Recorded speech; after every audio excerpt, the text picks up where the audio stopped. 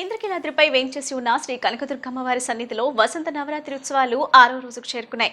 ఉత్సవాల్లో భాగంగా చైత్ర శుద్ధ షష్ఠిని పురస్కరించుకొని అమ్మవారి ఉత్సవమూర్తికి కాగడ మల్లెలు, మరువం, జాజులు, చామంతి వంటి సుగంధభరిత పుష్పాలతో లక్ష పుష్పార్చన నిర్వహించారు. వేద పండితుల మంత్రోచ్చరణలు, మంగళ వాయిద్యాల నడుమ పుష్పార్చన కన్నుల పండుగగా సాగింది. ఇంద్రకీలాద్రిపై కొలువై ఉన్న శ్రీ కనకదుర్గమ్మకు 6వ రోజు పుష్పార్చన అత్యంత వైభవంగా జరిగింది. అమ్మవారికి అత్యంత ప్రీతికరమైన కాగడ మల్లెలు, మరువం, జాజులు మరియు చామంతి వంటి సుగంధభరితమైన పూలతో పుష్పార్చన నిర్వహించారు. వేద పండితుల మంత్రోచ్చరణలు, మంగళ వాయిద్యాల నడుమ పుష్పార్చన భక్తి ప్రపత్తులతో సాగింది.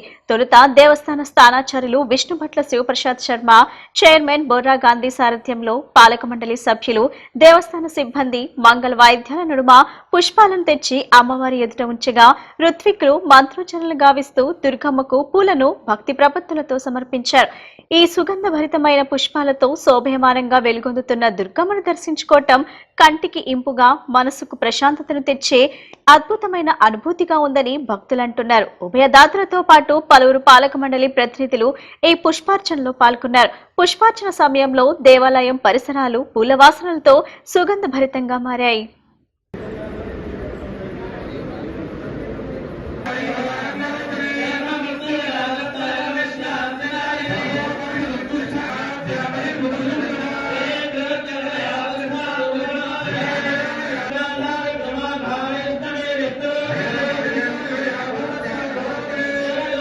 చల్ కార్యక్రమంలో భాగంగా ప్రతి పల్లెకు, ప్రతి ఇంటికి సురక్షిత తాగునీటిని నిరంతరాయంగా అందించేలా లక్ష్యంతో పనిచేస్తున్నట్లు ముఖ్యమంత్రి నారా చంద్రబాబు నాయుడు స్పష్టం చేశారు. జల్ జీవన్ మిషన్ 2.0 కింద 2028 నాటికి రాష్ట్రంలోని ప్రతి ఇంటికి తాగునీటి కుళాయి లక్ష్యాన్ని సాకారం చేస్తామని ఆయన వెల్లడించారు. జల్ జీవన్ మిషన్ 2.0 పై కేంద్ర రాష్ట్ర ప్రభుత్వాల మధ్య ఢిల్లీలో కుదిరిన MOU కార్యక్రమంలో ముఖ్యమంత్రి చంద్రబాబు క్యాంపు కార్యాలయం నుంచి వర్చువల్ గా పాల్గొన్నారు. గ్రామీణ తాగునీటి సరఫరా వ్యవస్థ ఆపరేషన్ మెయింటెనెన్స్ కు రాష్ట్ర ప్రభుత్వం అత్యధిక ప్రాధాన్యత ఇస్తుందన్న సీఎం పేర్కొన్నారు. దీనికి సంబంధించి 2025 సెప్టెంబర్లోనే సమగ్ర విధానాన్ని ప్రకటించినట్టు గుర్తు చేశారు. తాగునీటి సరఫరా వ్యవస్థల నిర్వహణ బాధ్యత పంచాయతీలకు అప్పగించాలని చెప్పారు. ఉప ముఖ్యమంత్రి పవన్ కళ్యాణ్ జల్ జీవన్ మిషన్ అమలు విషయంలో ప్రత్యేక శ్రద్ధ చూపిస్తున్నారని అన్నారు. జల్ జీవన్ మిషన్ 2028 వరకు కొనసాగిస్తూ కేంద్ర కేబినెట్ తీసుకున్న నిర్ణయంపై ప్రధాని నరేంద్ర మోడీకి ముఖ్యమంత్రి ప్రత్యేక కృతజ్ఞతలు తెలిపారు. పోలవరం ప్రాజెక్టును గోదావరి పుష్కరాల నాటికి పూర్తి చేయాలని లక్ష్యంగా పెట్టుకున్నామని, దీనికి కేంద్రం సహకరించాలని ఈ సందర్భంగా సిఆర్ పాటిల్ను సీఎం కోరారు. జల్ జీవన్ మిషన్ 2.0 ఏపీ ప్రభుత్వంతో ఒప్పందం అనంతరం సిఆర్ పాటిల్ మాట్లాడారు. వివిధ రాష్ట్రాల నుంచి వస్తున్న విజ్ఞప్తుల మేరకు జల్ జీవన్ మిషన్ 2.0కు అనుమతి ఇచ్చామని చెప్పారు. ప్రత్యేకించి ఆంధ్రప్రదేశ్ ముఖ్యమంత్రి చంద్రబాబు ప్రధాని నరేంద్ర మోడీతో ఈ విషయంపై స్పందించారని, ఈ మిషన్ పొడిగింపు కోసం ప్రతిపాదించడంపై పాటిల్ ధన్యవాదాలు తెలిపారు.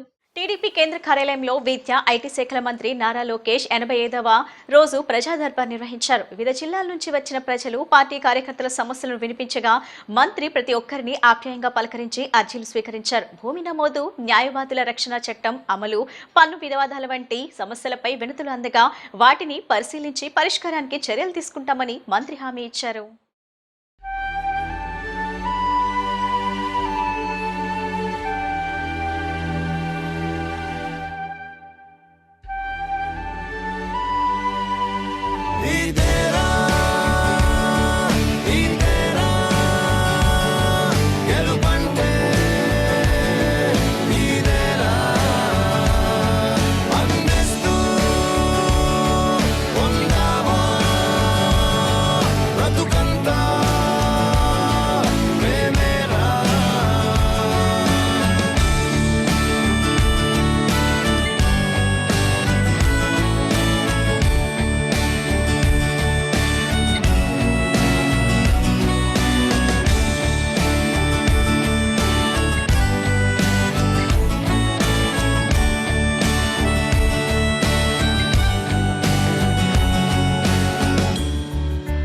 మనసులను గెలిచేది ప్రేమే కదా.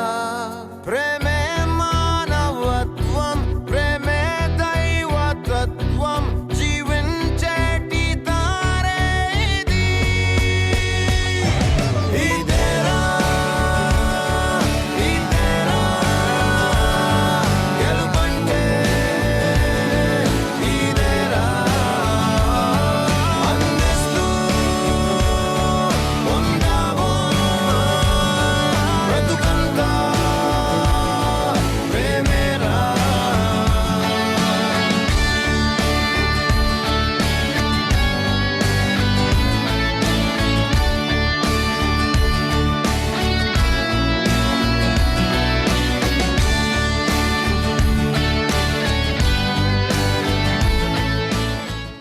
రాయలసీమ గడ్డపై సేవకు మారుపేరు అయిన ఆర్టీటీ సంస్థ గత 50 ఏళ్లుగా ఉమ్మడి అనంతపురం జిల్లాలో బడుగు బలహీన వర్గాల ప్రజలకు ఆపద్బాంధవుగా నిలుస్తుందని బీసీ సంక్షేమం చేనేత జౌళి శాఖ మంత్రి సవిత తెలిపారు. స్పెయిన్కు చెందిన విన్సెంట్ ఫెర్రర్ దంపతులు విద్య, వైద్యం, క్రీడలు, వ్యవసాయం, గృహ నిర్మాణ రంగాల్లో విశేష సేవలు అందించారని చెప్పారు. గత వైసీపీ ప్రభుత్వం రాజకీయ కక్షతో ఆర్టీసీ సంస్థను ఇబ్బందులకు గురి చేసిందని, ఎఫ్సీఆర్ఏ రెన్యూవల్ విషయంలో అడ్డంకులు సృష్టించి భూములను కూడా వెనక్కి తీసుకునే ప్రయత్నం చేసిందని విమర్శించారు. 2021లో రుద్రంపేటలోని భూమి విషయంలో కోర్టు స్టే తీసుకోవాల్సి వచ్చిందని గుర్తు చేశారు. ప్రస్తుతం సీఎం చంద్రబాబు నాయుడు మంత్రి నారా లోకేష్ జోక్యంతో కేంద్రంతో మాట్లాడి ఎఫ్సీఆర్ఏ సమస్యలను పరిష్కరించి సంస్థకు మళ్లీ ఊపిరిపోశారని చెప్పారు. ఆర్టీడీ సూపర్ స్పెషాలిటీ ఆసుపత్రి ద్వారా జిల్లా ప్రజలకు అత్యవసర వైద్యం అందుబాటులోకి వచ్చిందని, విద్య, క్రీడలు, రైతుల అభివృద్ధిలో సంస్థ కీలక పాత్ర పోషిస్తుందని తెలిపారు. ఆర్టీడీకి మద్దతుగా నిలిచిన సీఎం చంద్రబాబు, మంత్రి లోకేష్ కు జిల్లా ప్రజల తరపున మంత్రి కృతజ్ఞతలు తెలిపారు. సేవ అంటే మారుపేరు ఆర్టీటీ సంస్థ.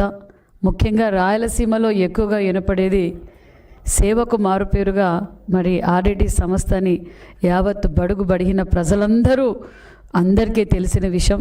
మరి ఆర్టీటీ సంస్థ ఏర్పడి సుమారుగా 50 సంవత్సరాలు వారి సేవలు మేమందరం అందుకున్నాం.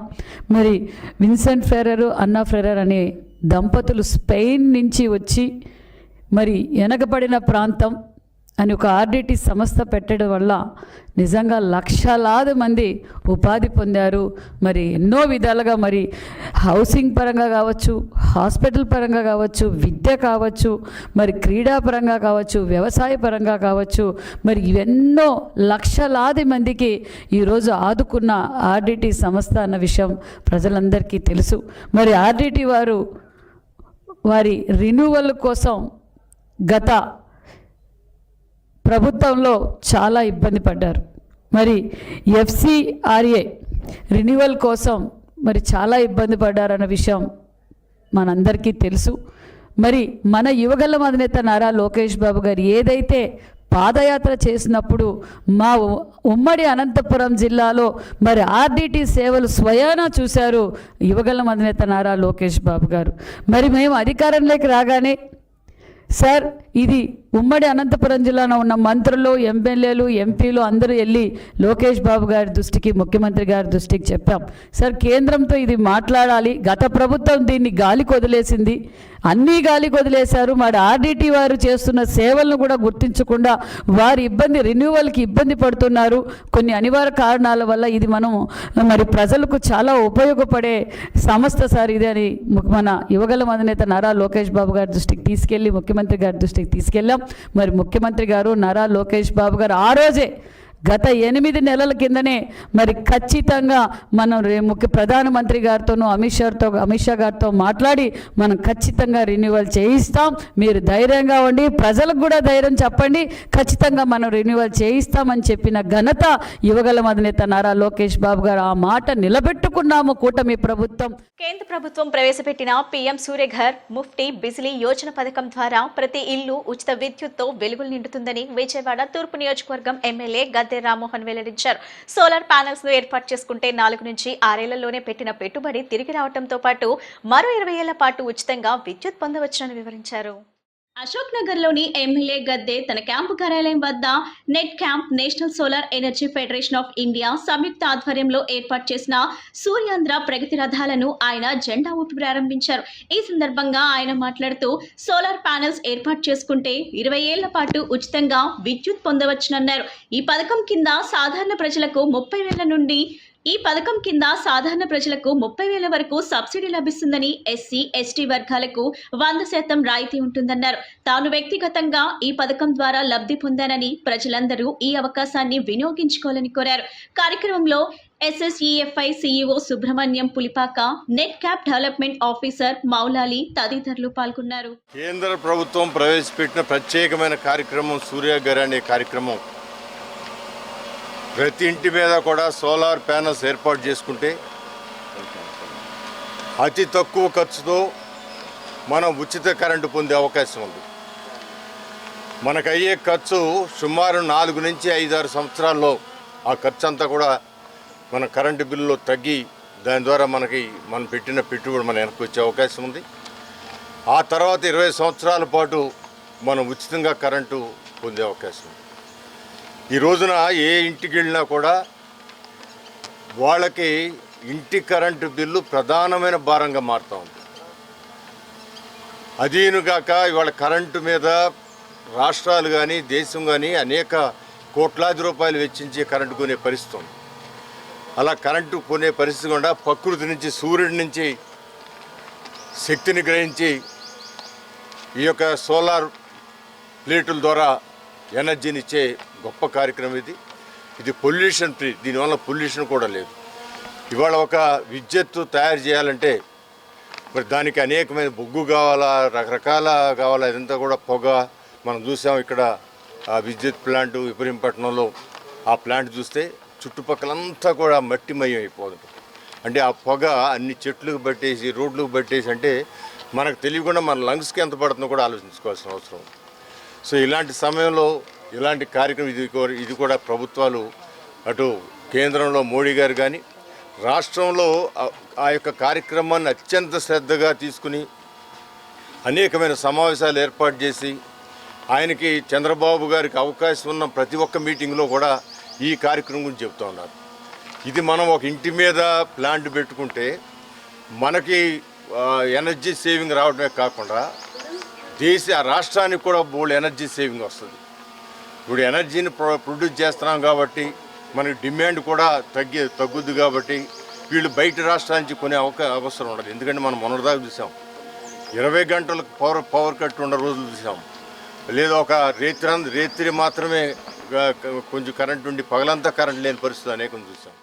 స్వర్ణాంధ్ర కోసం సూర్యాంధ్ర సోలార్ రూఫ్టాప్ ఉపయోగాలు, ఆంధ్రప్రదేశ్ ప్రభుత్వం సోలార్ రూఫ్టాప్ గురించి ఇచ్చే సబ్సిడీతో పాటు కేంద్ర ప్రభుత్వం ఇచ్చే సబ్సిడీ గురించి కూడా అవేర్నెస్ని పెంచడానికి NREDCAP new and renewable energy development corporation of Andhra Pradesh గారి ఆధ్వర్యంలో నేషనల్ సోలార్ ఎనర్జీ ఫెడరేషన్ వాళ్ళు NREDCAP తరపున ఈ ప్రచార రథాన్ని మేము ఈ కార్యక్రమాన్ని ఇవాళ ఈ నియోజకవర్గంలో ప్రారంభించబోతున్నాము. మాన్య శాసనసభ్యులు జెండా ఊపి ఈ రథాన్ని ప్రారంభించబోతున్నారు. చంద్రబాబు నాయుడు గారి ముఖ్యంగా చంద్రబాబు నాయుడు గారి విజన్ ప్రకారం సోలార్ ఎనర్జీ, గ్రీన్ ఎనర్జీ అనేది మన రాష్ట్ర ప్రగతికే కాకుండా మన అమరావతి క్యాపిటల్ అభివృద్ధికి కూడా గ్రీన్ ఎనర్జీ అనేది చాలా తోడ్పాటును అందిస్తుంది. ఈ నేపథ్యంలో మన రాష్ట్రంలో ఉన్న ప్రతి రూఫ్టాప్ మీద సోలార్ అనేది పెట్టాలనే ముఖ్యమంత్రి గారి ఆలోచనని మనం ముందుకు తీసుకెళ్తూ NREDCAP వాళ్ళ విజన్తో మనం ఇప్పుడు ఈ ప్రచారాన్ని ప్రారంభించబోతున్నాము. ఇది సుమారు వచ్చే 15-20 రోజుల్లో రాష్ట్రం మొత్తం అన్ని నియోజకవర్గాల్లో ఈ ప్రచారార్థం వెళ్ళి అక్కడున్న మన సిటిజన్స్కి సోలార్ రూఫ్టాప్ అంటే ఏంటి, దానివల్ల ఉపయోగాలు ఏంటి, ఆంధ్ర ప్రభుత్వం స్కీమ్ వల్ల వచ్చే వాళ్ళకి బెనిఫిట్స్ ఏంటి, సోలార్ వాళ్ళ రూఫ్ పైకప్పుని వాళ్ళు మనకి రెంట్గా ఇచ్చి గవర్నమెంటే వాళ్ళకి నెలకి ఇంత రెంట్ కూడా ఇస్తుంది.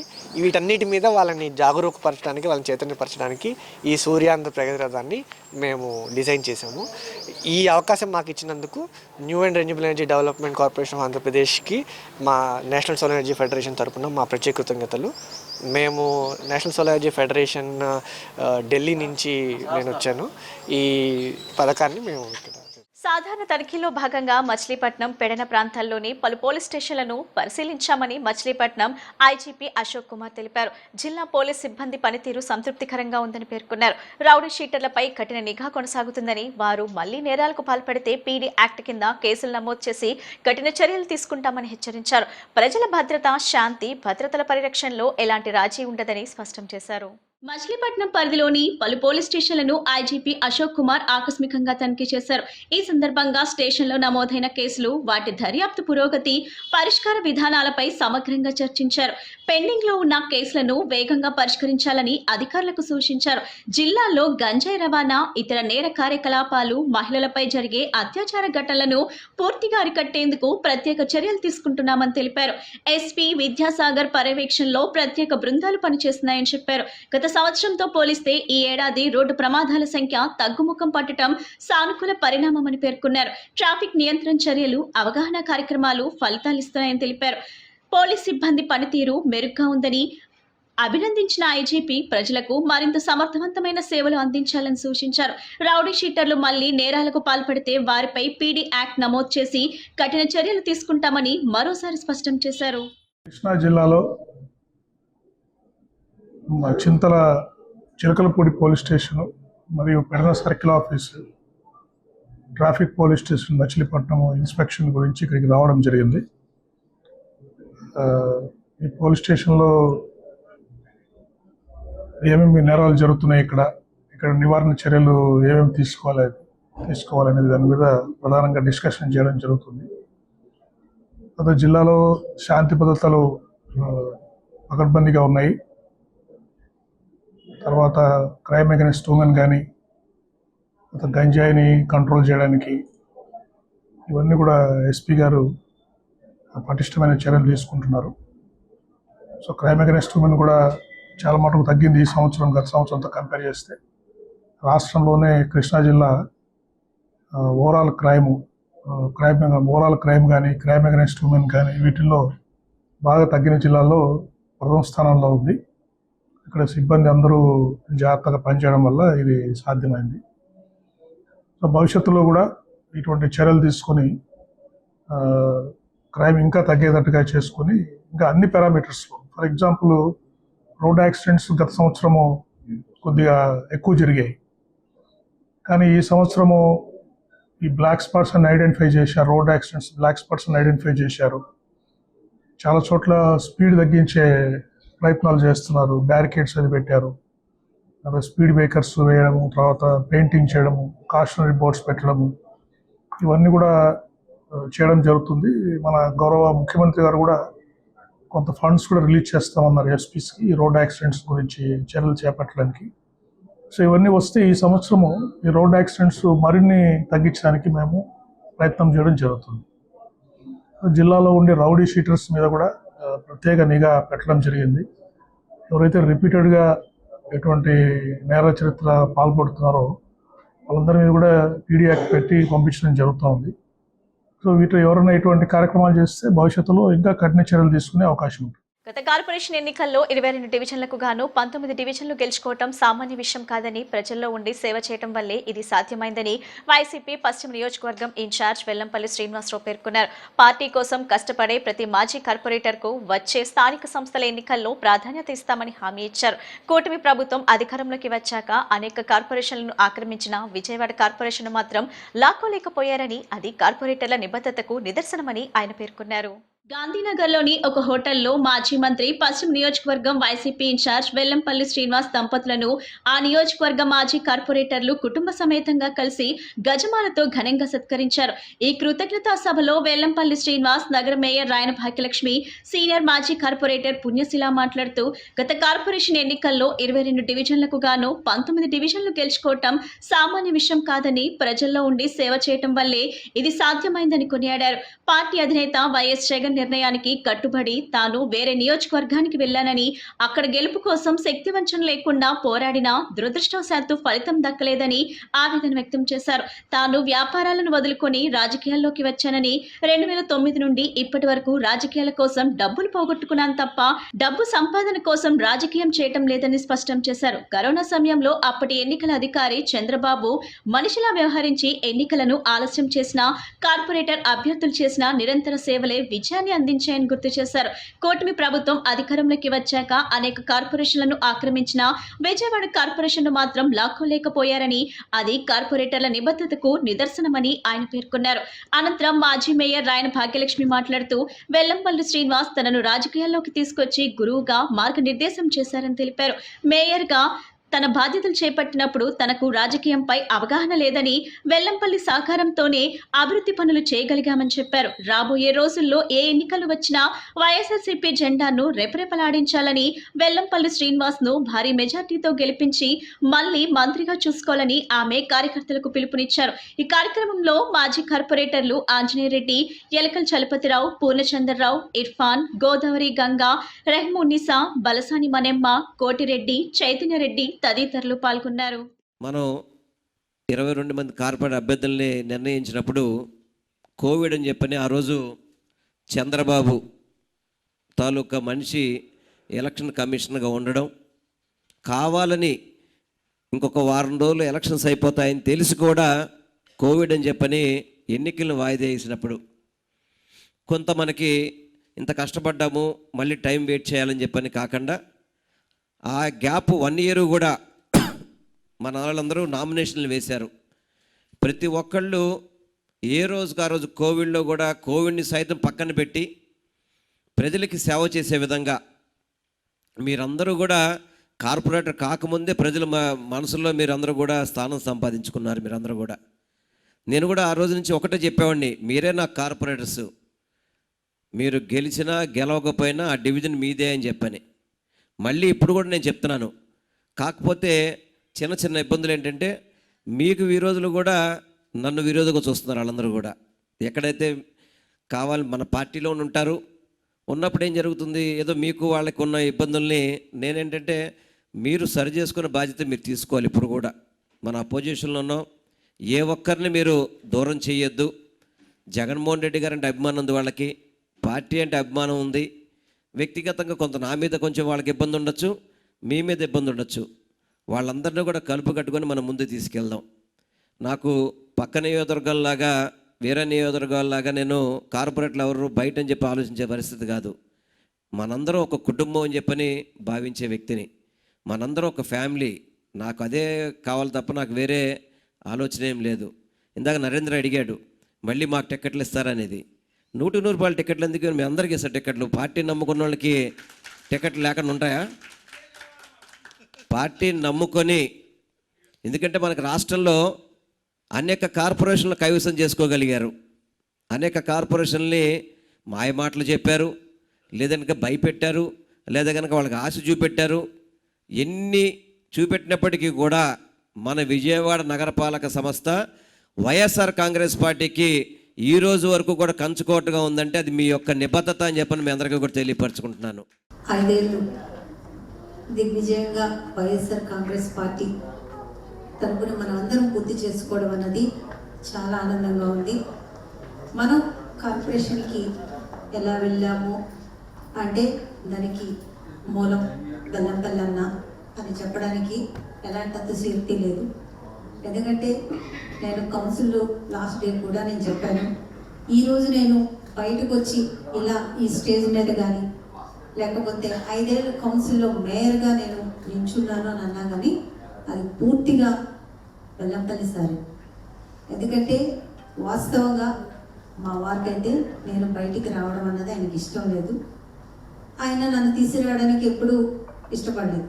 కానీ మా ఫ్యామిలీ మెంబర్స్ కానీ మా వారిని కానీ చెప్పి బయటికి పంపించు, పర్వాలేదు, ఎలాంటి ఇబ్బంది ఉండదు, మేమందరం ఉన్నాము, బాగానే ఉంటుందని చెప్పి ఒప్పించి నన్ను బయటికి తీసుకొచ్చింది బెల్లంపల్లి సార్. బెల్లంపల్లి గారికి సతదా నేను కృతజ్ఞతరాలై ఉంటాను.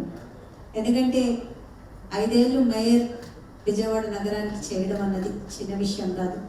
నేను 5 ఏళ్ళు పూర్తి చేసిన మేయర్లో నేను 5వ మేయర్ని. ఇలాంటి ఒక అవకాశం కలవడం అన్నది చాలా గొప్ప విషయం.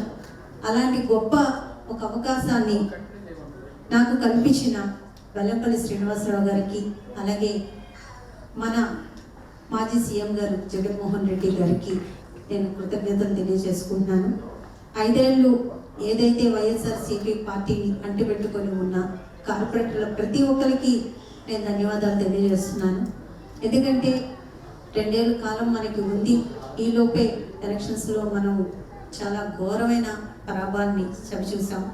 కానీ ఎవరు మనోధైర్యాన్ని కోల్పోకుండా 5 ఏళ్ళు ఇంకా 2 ఏళ్ళు మిగిలిన ఆ 2 ఏళ్ళు ప్రతిపక్షంలో కూడా మేము నించుంటాము అని చెప్పి ఎలాంటి ప్రలోభాలకి గురి కాకుండా ఎవరైనా సరే లేడీస్గా చాలా సందర్భాల్లో చెప్పాను, బయటికి రావడం అంటూ ఏ ఇదిలోనైనా సరే, ఏ రంగంలోనైనా సరే ప్రావీణ్యత సాధించాలి అంటే, అందులో ముందుకు వెళ్ళాలి అంటే ఖచ్చితంగా ఫ్యామిలీ సపోర్ట్ ఉండాలి.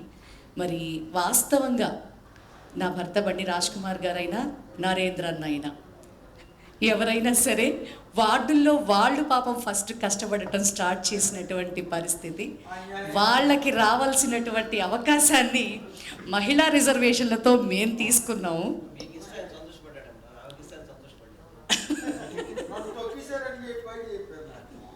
5 ఏళ్లగా ఇదే గోలన్న.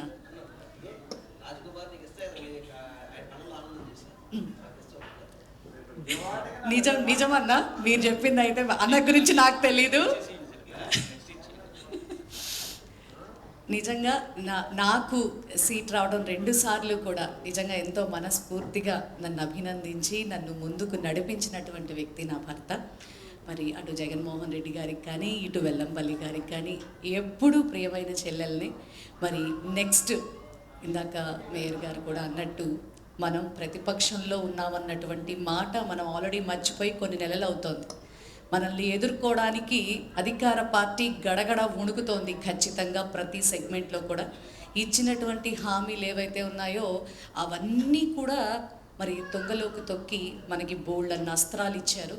మనం అందరం కూడా ఖచ్చితంగా మరి జగన్మోహన్ రెడ్డి గారి సారథ్యంలో, వెల్లంపల్లన్న సారథ్యంలో మరి పార్టీకి ఎక్కడ మనం వెనకడుగు వేయకుండా ప్రజలకి అందుబాటులో ఉంటూ మరి 29లో మన సత్తా ఏంటో మరి ఖచ్చితంగా చూపించాలి. వెల్లంపల్లను మళ్ళీ ఎమ్మెల్యేగా చేసుకోవాలని మనస్ఫూర్తిగా తెలియజేసే భగవంతుడి ఆశీస్సులు అన్నకి వదినమ్మకి ఎప్పుడూ తోడుగా ఉండాలని మనస్ఫూర్తిగా కోరుకుంటూ, ఇంకొక స్పెషల్ విషయం చెప్పాలండి, ఎందుకంటే ఇందాక డేట్తో సహా చెప్పాను.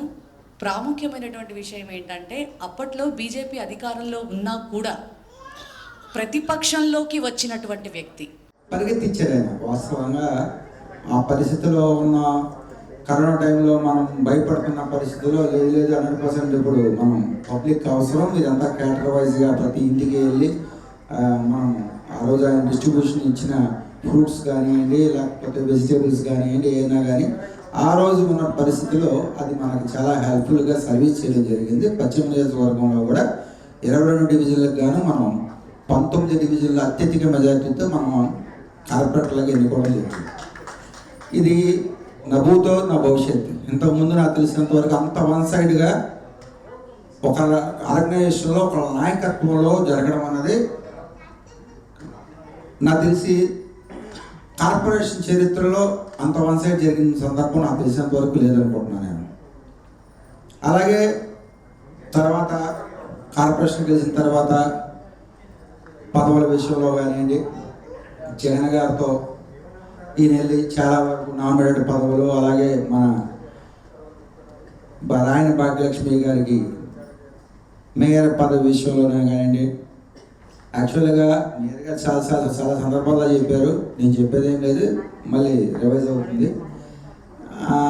ఇది మహిళా జనరల్ అనే పరిస్థితి, దాన్ని బీసీ మహిళగా వచ్చి జగన్మోహన్ రెడ్డి గారు ఆశీర్వాదం, వెల్లంపల్లి గారి ఆశీర్వాదంతో మేయర్గా రావడం జరిగింది. వార్తలు ముగించే ముందు ముఖ్యాంశాలు మరోసారి.